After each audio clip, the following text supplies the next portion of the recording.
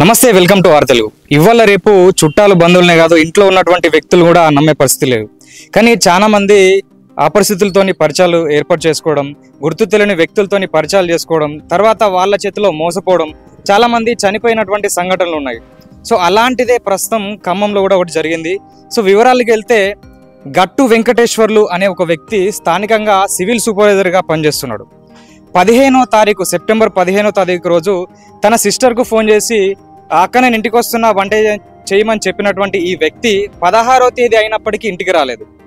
So మళ్ళీ వాళ్ళ అక్క ఫోన్ చేసినప్పటికీ అతను ఫోన్ రిసీవ్ చేయట్లేదు.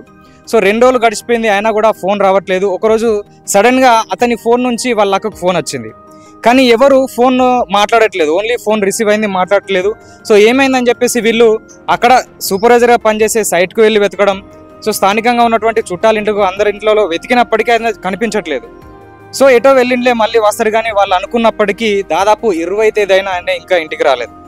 సో ఈ నేపథ్యంలో వీళ్ళు 22వ తారీఖు రోజు స్థానికంగా కామేపల్లిలో ఉన్నటువంటి పోలీస్ స్టేషన్కి వెళ్ళి వీళ్ళు అక్కడ కేసు పెట్టడం జరిగింది.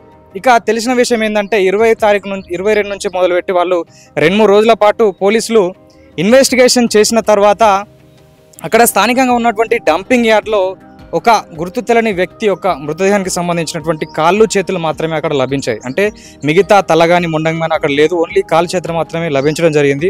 సో ఇక్కడ ఉన్నటువంటి ఆ భాగాలను వీళ్ళు పోలీసులు ఎవరైతే కేసు పెట్టారో, అంటే స్థానికంగా ఏదైనా మిస్ అయిన కేసులు ఉంటే వాళ్ళని పిలిపించి సో ఇది ఎవరని చెప్పేసి అడగడం జరుగుతుంది పోలీసులు. అదేవిధంగా వీళ్ళని కూడా, ఈ వెంకటేశ్వర్లకు సంబంధించిన ఎవరైతే కేసు పెట్టారో సో వాళ్ళని కూడా తీసుకొచ్చి అక్కడ చూపించడం జరిగింది.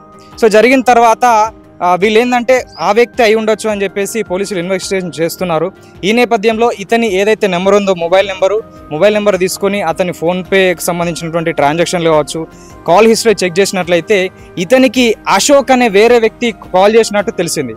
16వ తేదీ రోజు ఇతను అశోక్ ఇంటికి వెళ్తున్నట్టు ఆ ఫోన్లో కానీ ఆ ట్రాన్సాక్షన్లో కానీ రికార్డ్ అయినట్లు పోలీసులు గుర్తించారు.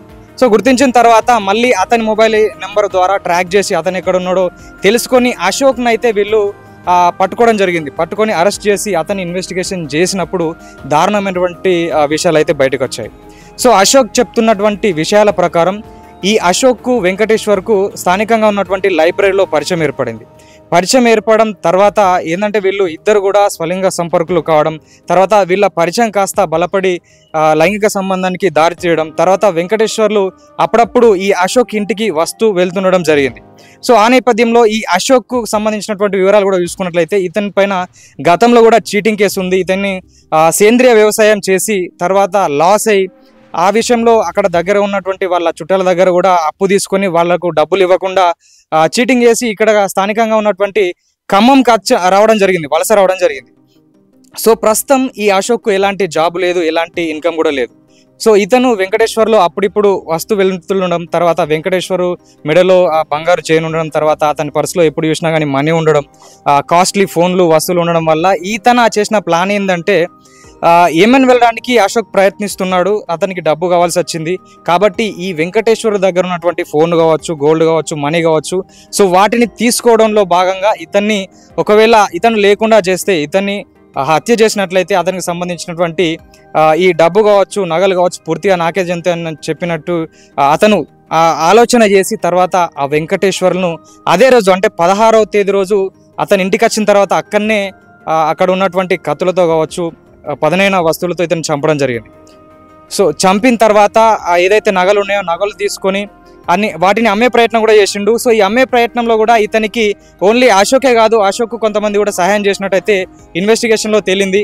నగ్మా అనే ఒక అమ్మాయి కూడా ఈ అశోక్కు ఈ నగలు ఏదైతే ఉన్నాయో అమ్మడానికి ఆమె సహాయం చేసినట్టు తెలిసింది. ఆ తర్వాత ఫోన్ అమ్మే ప్రయత్నం చేసిరు, నగలు అమ్మే ప్రయత్నం చేసిరు, డబ్బులు అయితే తీసుకున్నారు.